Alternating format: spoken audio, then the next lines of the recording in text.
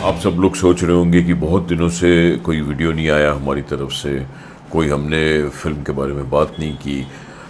Actually सही माने में हमने बिल्कुल बात नहीं की, बात बिल्कुल सही है, क्योंकि कोई ऐसी इंस्पिरेशन नहीं आई, कोई जोश नहीं आया, कोई फिल्में इस तरह की आई नहीं है अभी पिछले कुछ हफ्तों से जो हमको प्रेरित करे, एक्साइट करे। तो बस बॉक्स ऑफिस पे भी कोई खास रिजल्ट नहीं आ रहा है। It has been quite sad, I mean box office story. और रोमियो पे हमको बड़ी उम्मीदें थी साजिद नडियाडवाला की कि ये फिल्म अच्छी होगी, ट्रेलर अच्छे थे, टीज़र अच्छे थे, शाहिद कपूर, तृप्ति डिमरी, काफ़ी स्ट्राइकिंगली कुछ बात नज़र आ रही थी। विशाल भारद्वाज पे भी हमको लगता था कि कुछ किया होगा, बट अफसोस कि वो भी बॉक्स ऑफिस पे कुछ कर नहीं पाई कमाल। अब तक तकरीबन 70 करोड़ का धंधा हुआ है, और इधर उधर से ओवरसीज़ वगैरह से खींच काच के बहुत बहुत बहुत क्रॉल करके भी ये तकरीबन 100 करोड़ तक टच भी कर जाती है, तो भी इसको बॉक्स ऑफिस में आप सक्सेसफुल नहीं कह सकते, इसे हिट नहीं कह सकते, क्योंकि इसकी COP कॉस्ट ऑफ प्रोडक्शन तकरीबन 150 करोड़ की। It's an expensive film. तो OTT, internet, music, satellite, DTH rights सारे मिला के भी आई डोंट थिंक इतनी बड़ी प्राइस एक्चुअली रिकवर कर पाएगी। रिकवर कर जाए तो I will be really happy for Sajid भाई, बट लगता मुश्किल है। बिकॉज ऐसे ही बाकी भी फिल्में जो रिलीज़ हुई पिछले हफ्ते, जैसे दो दीवाने शहर में वॉटेवर, वो भी सिद्धांत चतुर्वेदी और मृणाल ठाकुर, हालांकि काम अच्छा किया है। फिल्म प्लेजेंट थी, फर्स्ट हाफ अच्छा था, सेकंड हाफ थोड़ा भटक गया, डायरेक्टर लूज़ हो गई, ड्रैगिंग हो गई, तो वो तो फिल्म बिल्कुल ही बॉक्स ऑफिस पे एक किस्म की नॉन स्टार्टर ही रही। वो भी 5-6 करोड़ के आसपास चल रही है, स्लो ख़त्म ही हो गई है एक किस्म से, almost dead. Same is the story of अस्सी, जो तापसी पन्नू की फिल्म है, जिसे अनुभव सिन्हा ने डायरेक्ट किया है। वो फिल्म भी कुछ क्लिक नहीं हो पाई, कुछ बात नहीं बन पाई, क्योंकि matter substance was not satisfying. Let's be honest, it did not appeal to the masses or the classes. And even अस्सी भी 5-6-7 करोड़ के आसपास में टिकी हुई है।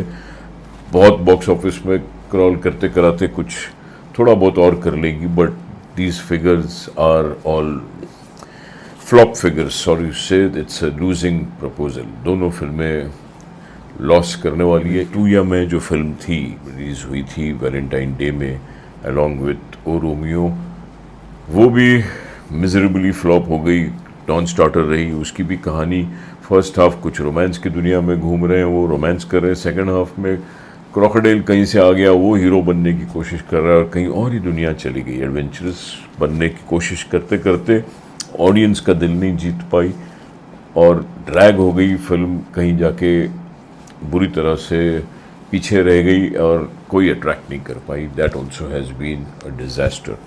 सो बॉक्स ऑफिस इतना बुरा रहा कि हमारा दिल ही नहीं हुआ कि हम कुछ बात करें। अब जो उम्मीदें नज़र आ रही है वो मुझे लगता है केरला स्टोरी 2 शायद कुछ स्ट्राइकिंगली नई बात हो, क्योंकि लव जिहाद की बात है, कुछ टॉपिकल चीज़ें हैं, ऑडियंस को पसंद आती हैं ये बात। तो बॉक्स ऑफिस पे I think it can do something, because cost of production भी कुछ नहीं है।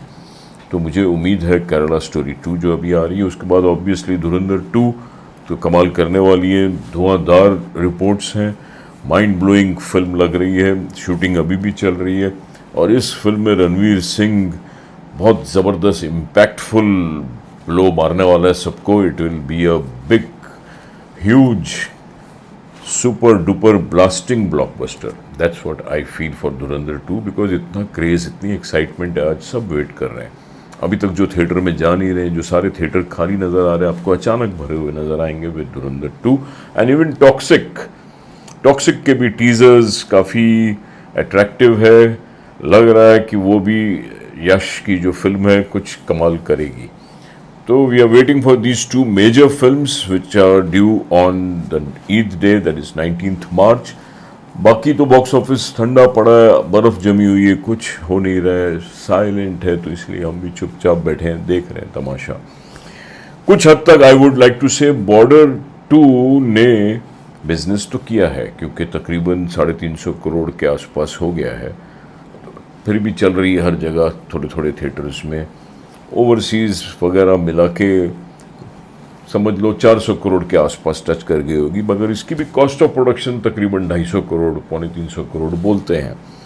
तो अगर 400 करोड़ का धंधा हो भी जाता है ऑल ओवर वर्ल्ड, अगर हम मान भी लेते हैं 400 करोड़ का धंधा हुआ, तो तकरीबन घर में आया पौने 200 करोड़ सिर्फ प्रोड्यूसर को, बिकॉज कट कटा के इतना ही आता है जो शेयर होता है प्रोड्यूसर। बाकी OTT, म्यूज़िक, DTH, सैटेलाइट वगैरह से कितना और आया होगा, मे बी 75 करोड़ और आए होंगे।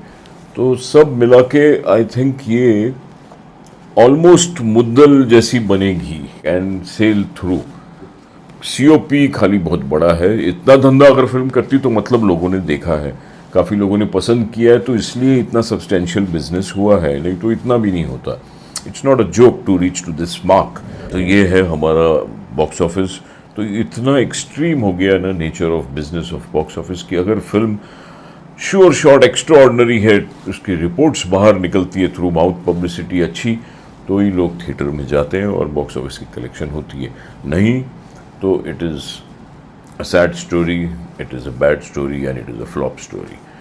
So wishing all the best कि सारे मेकर्स कुछ अच्छी चीज़ें बनाएं और कुछ धुआंधार बिजनेस करें। फिल्में तो बड़ी बनानी पड़ेगी, अभी थिएट्रिकल बिजनेस तो रह ही गया सिर्फ बड़ी ब्लॉकबस्टर फिल्मों के लिए, लार्जर देन लाइफ फिल्मों के लिए। बहुत से कलर्स, बहुत ज़्यादा चीज़ें चाहिए आज ऑडियंस को। सिर्फ छोटे से कहानी या छोटे नैरो एंटरटेनमेंट से नहीं खुश होते हैं। इसलिए दो दीवाने शहर में बोलो या तू या मैं बोलो या 80 बोलो, ये सारी फिल्में एक्चुअली थिएट्रिकल के लिए है ही नहीं। It's very difficult to face the theatrical box office today. फिल्में चाहिए बड़ी। तो वी आर विशिंग दैट आने वाली फिल्में धुरंधर 2, टॉक्सिक, ये सारी हिट हो। उसके बाद फिर बहुत बड़ी film love and God, Ramayan पे उम्मीदें हैं। तो we are waiting and watching. So wishing all the best to all of you, wishing all the best to the Indian box office and for our Hindi film industry and for the entire film industry of India. Thanking you. Thank you.